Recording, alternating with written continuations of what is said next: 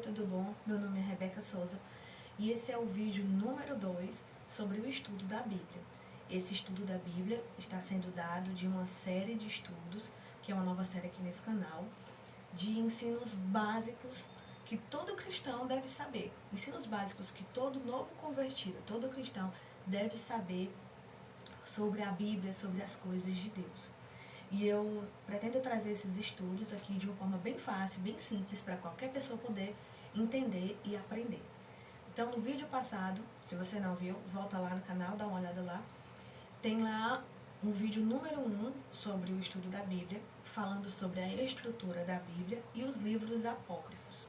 Hoje nós vamos fazer o vídeo número 2 sobre o estudo da Bíblia, trazendo a importância da Bíblia e como estudar a Bíblia. Tem algumas pessoas que têm ainda alguma dificuldade e eu queria trazer aqui para vocês algumas dicas para poder você aprender também a estudar a Bíblia aí na sua casa.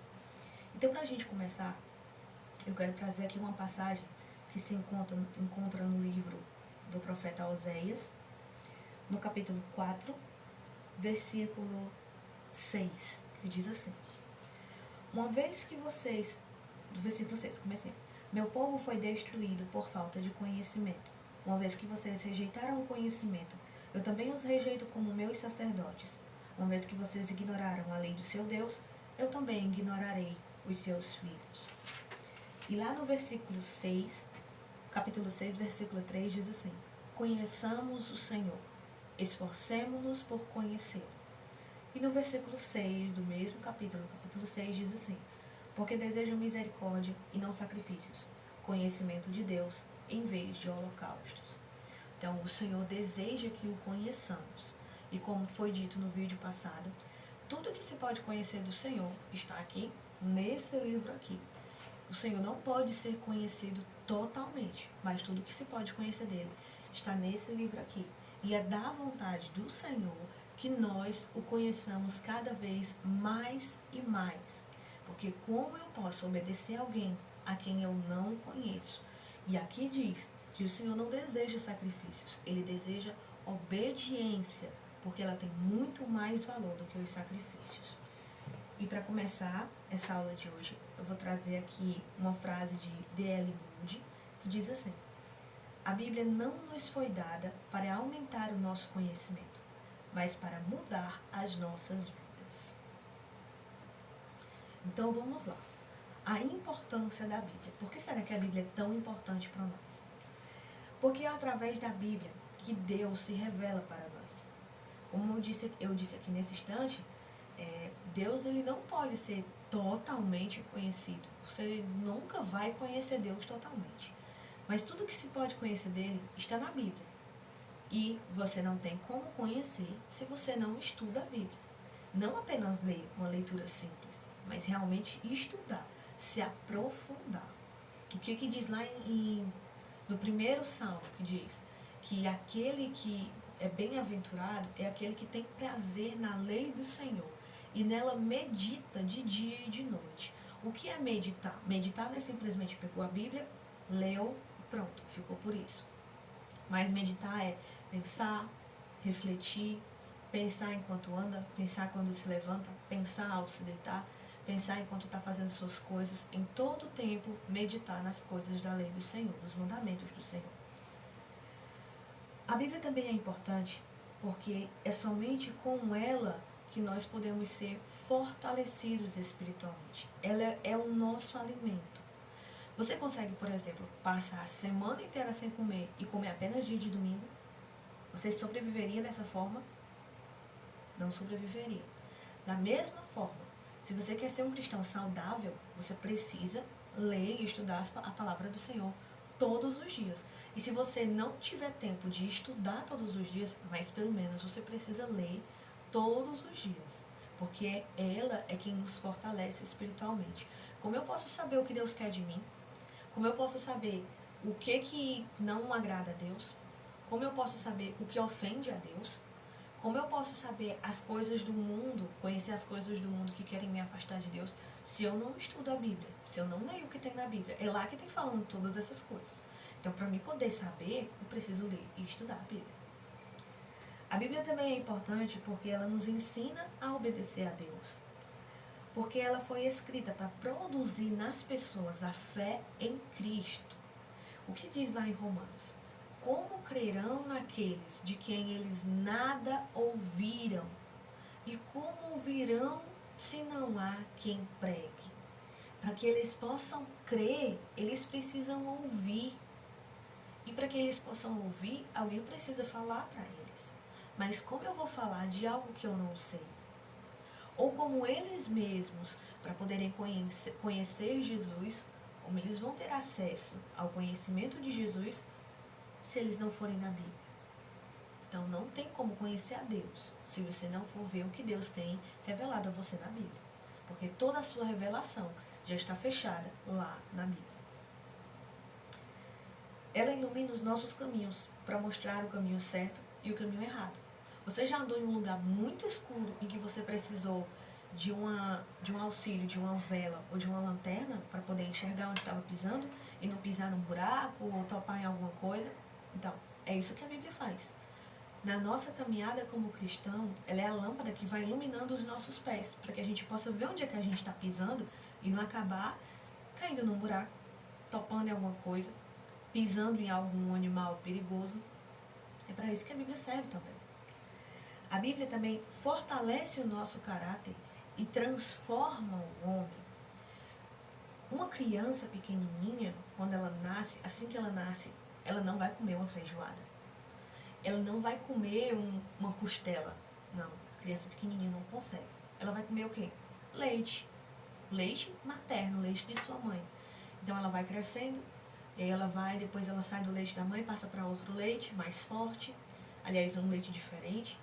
Depois ela vai crescendo mais, ela passa a comer outros tipos de coisa, e cresce mais, e passa a comer comidas em que ela vai ter que mastigar para poder engolir. E aí depois ela passa o tempo, e aí ela já começa a receber comidas em que ela vai ter que, por exemplo, um peixe, que ela vai ter que tirar as espinhas para poder comer o peixe. E assim vai passando, vai passando. E a cada alimento que ela vai comendo, ela vai se fortalecendo.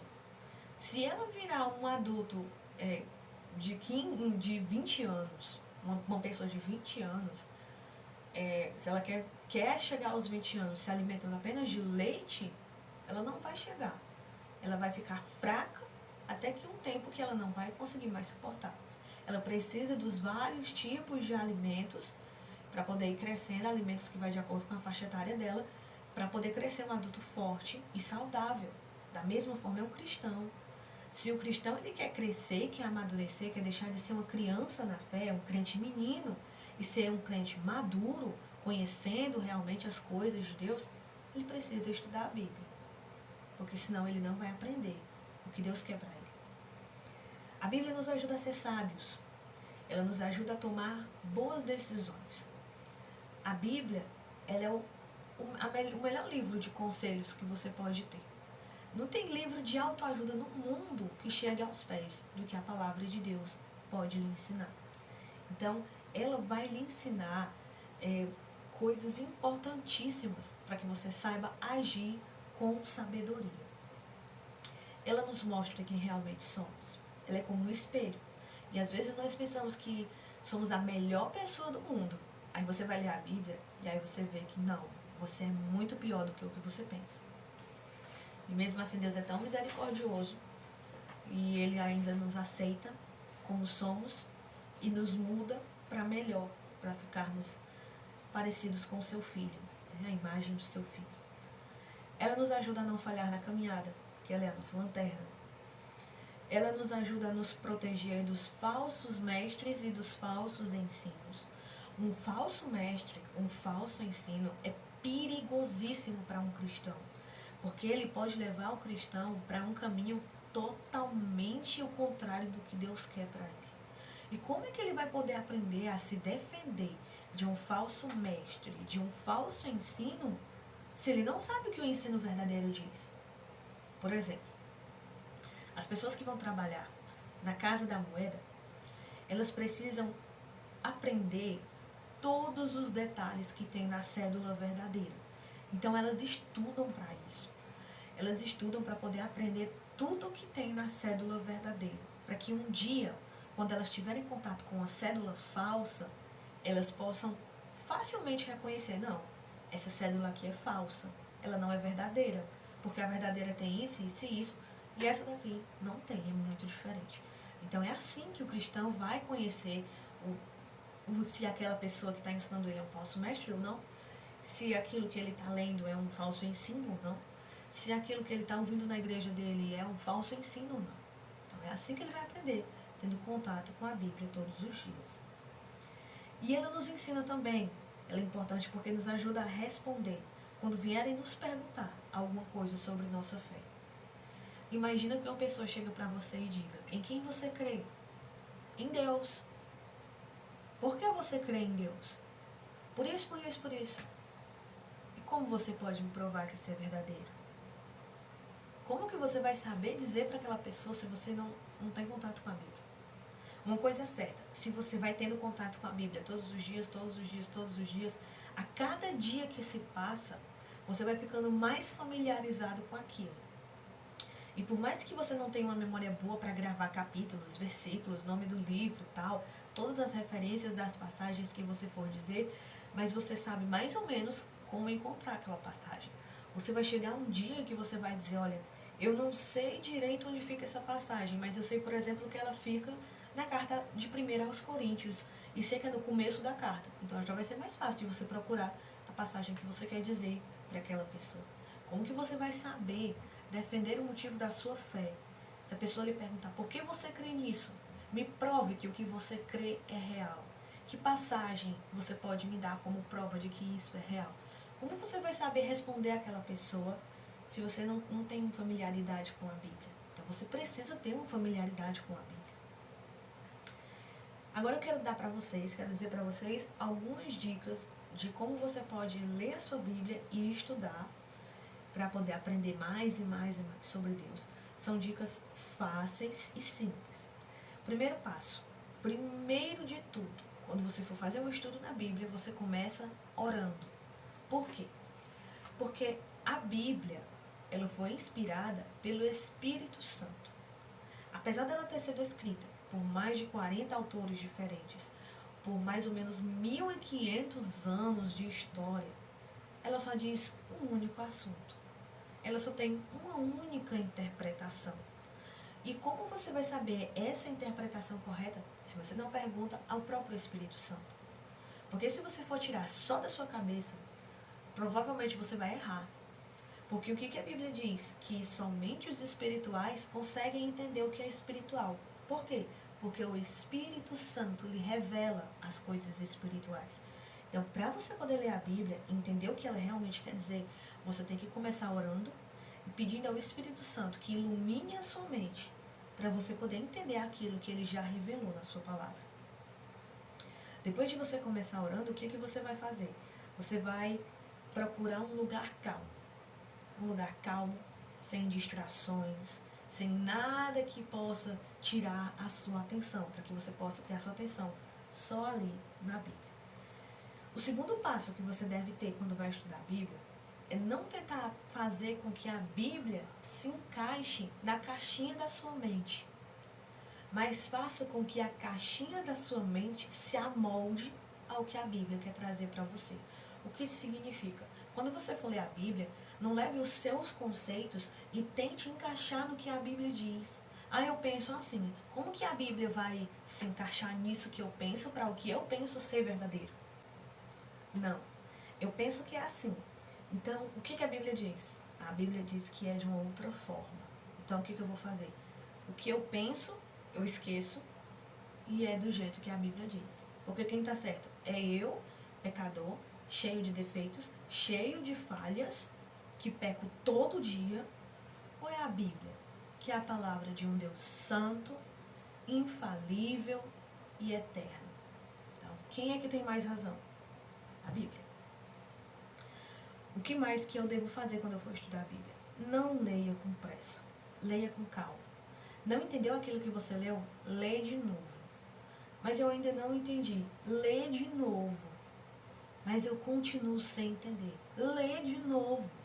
E lê quantas vezes forem preciso, até que você possa entender aquilo que aquele texto diz. Outra coisa que você pode fazer também é Utilize ferramentas de apoio, por exemplo, dicionários de português, porque vai ter algumas palavras que você não vai entender. Se você procurar, por exemplo, se você estiver lendo numa língua, em uma tradução um pouco mais antiga, vai ter palavras mais difíceis que hoje a gente não usa mais. Então é importante você ter um dicionário para que você possa ler e entender o que aquela palavra diz. Também dicionários bíblicos, para você poder entender o que aquela palavra está dizendo. Se possível, você ter também dicionário em grego e dicionário em hebraico, porque a Bíblia ela foi escrita em hebraico e aramaico no Velho Testamento e em grego no Novo. E algumas palavras que tem lá não tem uma palavra para o nosso idioma. Então, quando os tradutores foram traduzir para o nosso português, eles usaram o que para eles era a palavra mais próxima daquilo que a passagem queria dizer. Mas quando você procura no dicionário grego e hebraico, eles vão estar dizendo ali todas as palavras que podem significar ali aquela expressão, e você vai ter um entendimento melhor do que aquilo quer dizer. Por exemplo, uma palavra na Bíblia, em certa passagem, foi escrita numa tradução antiga como piedade. Mas hoje para nós, amor, que é o que ela queria traduzir, piedade não é amor. Para nós hoje piedade é uma coisa, amor é outra coisa. E hoje em dia nas traduções, por exemplo, trazem amor. Por exemplo, agora pois permanecem a fé, a esperança e a piedade. Para nós hoje, piedade não significa mais o que significava antigamente. E também não é a mesma palavra que traz o sentido mais correto, que é o que tem no dicionário de hebraico e grego. Então hoje eles traduziram para que palavra? Amor. Agora, pois, existem a fé, a esperança e o amor. Permanecem a fé, a esperança e o amor. Então é muito importante também que você tenha a Bíblia em várias traduções. Não muda o sentido do texto, é o mesmo sentido, está dizendo a mesma coisa. Só muda as palavras, que pegam palavras difíceis, que a gente não usa mais, e trazem para palavras mais fáceis, que hoje fazem parte do nosso vocabulário. Ah, mas eu não tenho dinheiro para comprar Bíblias de diferentes traduções, para comprar dicionários de grego e hebraico, para comprar bons dicionários de português, para comprar dicionários bíblicos. Eu não tenho dinheiro para isso. Baixe os aplicativos na internet.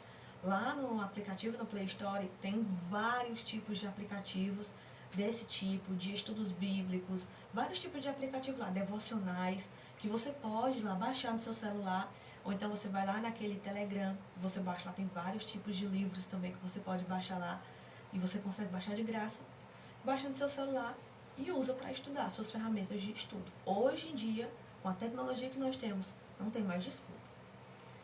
Uma outra dica também é tenha um caderninho. Para que esse caderninho?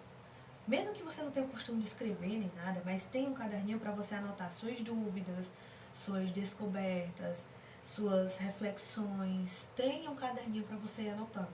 Quando você escreve, automaticamente o seu cérebro guarda aquela mensagem como mais importante do que uma coisa que você simplesmente leu. Você leu uma passagem. O seu cérebro guarda aquilo ali por algum período de tempo, às vezes muito curto, e aí depois você escreve a passagem. Então o cérebro percebe o quê? O cérebro percebe aquilo ali é mais importante. Ele escreveu, ele anotou. Então isso ali eu tenho que guardar num lugar mais seguro para que não perca aquela informação. E anote também perguntas. Quem, por quê, onde, quando, como. Anote quem disse isso, por que disse isso, para quem disse isso, como que ele deveria fazer isso, onde eles estavam quando isso foi escrito. Então são perguntas que você deve fazer ao texto. É aquela regrinha básica de interpretação de texto que você aprende na escola, no primeiro ano do fundamental, quando você está aprendendo a ler. Aí a professora vai e passa aqueles textinhos, tipo o leão e o rato. Então, por que o leão pegou o rato? Quem são os personagens da história? O que o rato disse para o leão? Qual é a moral da história? Então, regrinhas básicas de interpretação de texto que você deve fazer nas passagens quando você estiver estudando, porque isso vai lhe auxiliar muito para entender o texto que você está lendo. E uma outra dica também, a penúltima dica que eu lhe dou, é veja o contexto do texto. Existem alguns tipos de contexto. Existe o contexto imediato. Você lê ali o que diz, não só naquele versículo, mas naquele capítulo inteiro. O que está dizendo naquele capítulo? Por exemplo, há uma passagem em Romanos que Paulo diz assim: sou devedores tanto a gregos como a gentios, tanto a entendidos como a bárbaros. Sou devedor. E aí o que a gente pode entender? Se eu leio só esse versículo, eu vou dizer aqui, eu vou pensar o quê? Paulo diz aqui que devia a todo mundo. Então, eu posso tranquilamente estar devendo Deus e o mundo, como diz o ditado. Mas será que era isso que Paulo queria dizer? Então, nós lemos o capítulo inteiro. E o que Paulo diz? Sou devedor, tanto a gregos como a bárbaros, tanto a sábios como a ignorantes. A gregos como a gentios, sábios e ignorantes. Sou devedor de pregar a eles a palavra de Deus, porque eu recebi, então eu devo pregar para eles também. É isso que o contexto imediato diz. Eu entendi por quê? Porque eu li o capítulo completo. Se eu tivesse me baseado só num versículo sozinho, eu tinha trazido para minha mente uma doutrina falsa, que não é aquilo que a Bíblia diz. Um outro contexto que você deve ver também é o contexto textual. Veja o texto inteiro. Se possível, veja quantos capítulos antes forem possíveis, quantos capítulos depois forem possíveis. Por exemplo, no Sermão da Montanha, Sermão das Últimas Coisas, do Sermão das Últimas Coisas, quando Jesus está ensinando ali sobre os últimos dias e tal, lá no Evangelho de Mateus, são 2 ou 3 capítulos inteiros que falam. Se eu não estiver enganada, acho que é o 24, 25 e acho que o 26. É os 3 capítulos inteiros, ou os 2, que falam só sobre o mesmo assunto. Para você entender tudo que Jesus está dizendo, você vai ter que ler todos aqueles capítulos. O Sermão da Montanha, quando tem o Sermão das Bem-aventuranças, também é, acho que mais ou menos 2 ou 3 capítulos inteiros que falam só sobre o mesmo assunto. Para você entender tudo aquilo que Jesus quer dizer, realmente você vai ter que ler tudo aquilo ali. É o contexto textual. Um outro tipo de contexto que você tem que ver é o contexto histórico e o contexto cultural. Como é que era naquele tempo? Como as pessoas se comportavam naquele tempo? Qual era a cultura que eles tinham naquele tempo? É muito diferente da cultura que eu tenho hoje.